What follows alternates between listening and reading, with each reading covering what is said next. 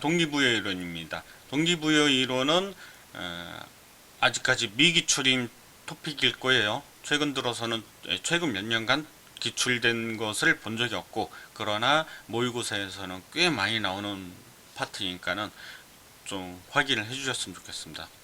그러면서도 고전 토픽입니다.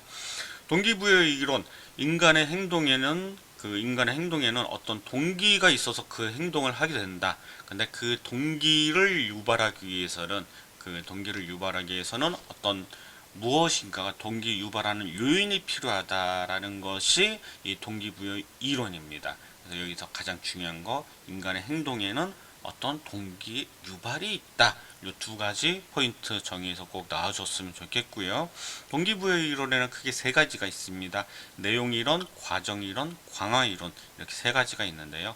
내용 이론은 동기부여시키는 것이 무엇인가 라고 what이라는 관점으로 이렇게 표현할 수가 있겠는데, 결국 이 의미는 뭐냐면은 인간 내면적으로 인간의 기본적인 욕구로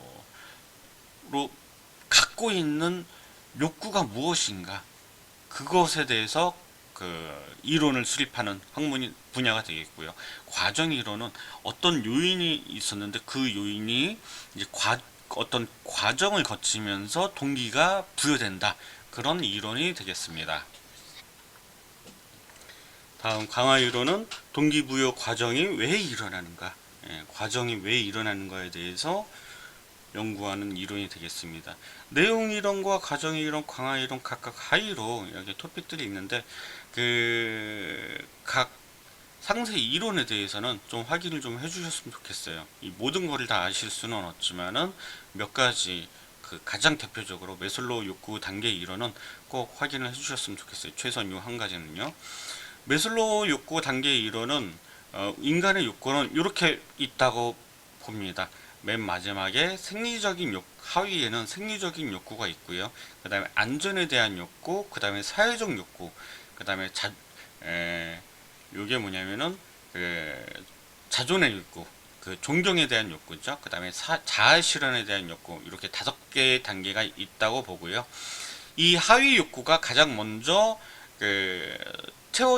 채워지려고 하는 기본적인 욕구고요. 이 하위 욕구가 채워지면은 바로 상위의 욕구를 이제 원하게 된다, 그런 게 되겠습니다. 그래서 요 앞 두 글자를 따서 생안사존자라고 좀 많이 외우고요.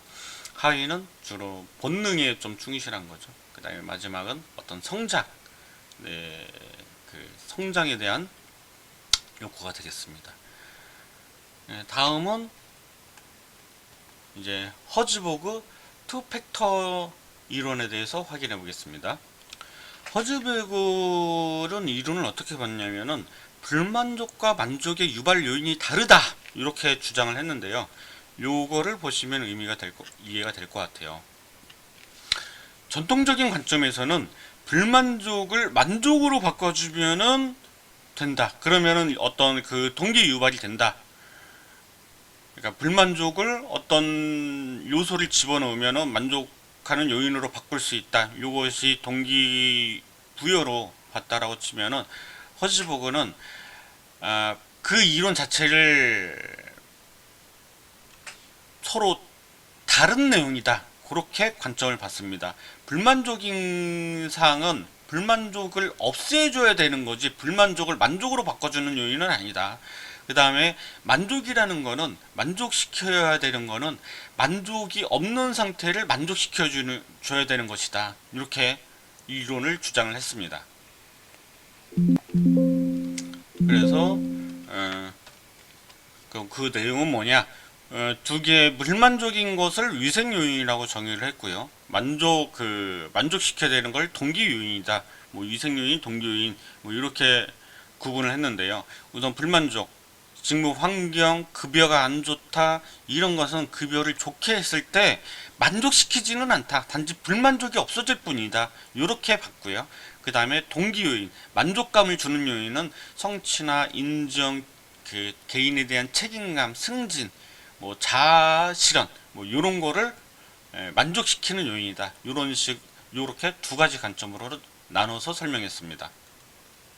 다음 맥그리거는 XY 이론을 주장을 했는데요. 하나는 본래 안 좋아, 나빠, 인간은 원래 안 좋은 면이 있어, 이런 관점으로 제시했고요.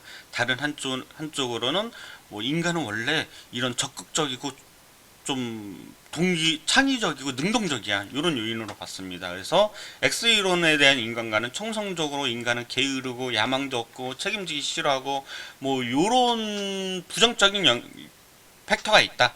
그 다음에 천성적으로 Y 이론으로 일하기를 좋아하고 기꺼이 내가 대한 그 책임감이 있고, 그 다음에 변화를 지향하고 있다. 긍정적이고 적극적인 그 인간관이 있다. 이런 X, Y 두 가지가 존재하는 존재다. 이런 그 내용을 주장을 했습니다.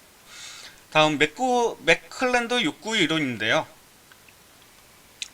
맥클랜드 욕구 이론은 메슬로우 욕구 5단계의 이론 중에서 상위 3개에 대해서만 이제 설명을 했고요. 상위 3개 욕구가 인간 행동의 80%를 설명할 수 있다, 이렇게 설명을 했는데, 그것이 뭐냐면은 성취 욕구, 친교 욕구, 권력 욕구, 요 세 가지입니다. 성취는 뭐 높은 기준을 설정하고 이를 달성하고자 하는 욕구, 말 그대로 성취감을 얻고자 하는 거고요. 그 다음에 친교 욕구, 대인관계에서 어떤 그 친밀한 관계를 맺고자 하는 욕구, 뭐 그 사회적 욕구라든지 그런 게 되겠죠. 그 다음에 권력 욕구, 다른 사람에게 어떤 영향력을 미치고 통제하려는 욕구, 뭐 가스라이팅 그런 거하고는 조금 다르긴 하겠죠. 근데 권력 욕구, 어떤 권력을 갖고 싶어하는 그런 욕구가 되겠습니다. 여기까지가 내용이론 4개가 되겠고, 내용이론 4개가 되겠고요. 다음 과정이론, 기대 이론입니다. 블룸이라는 분이 주장을 했는데, 기대 이론은 인간은 보상, 도구, 기대감 이런 것이 서로 상호작용을 통해서 어떤 동기부여가 된다 하는 이론인데요. 실제적으로 이 계산하는 과정이 매우 복잡하고 증명하기가 까다롭다고 합니다. 그래서 그 분야에 대해서 비판을 좀 받고 있고요. 그 다음에 목표 설정 이론, 로케라는 분께서 주장을 하셨네요. 목표 설정 이론, 분명한 목표가 있다면은 동기 유발이 된다. 그다음에 공정성 이론, 공정한 평가와 보상이 이루어지면 된다. 그다음에 강화 이론, 스키너 이론이 또 존재합니다. 여기까지 동기부여 이론 설명이었습니다.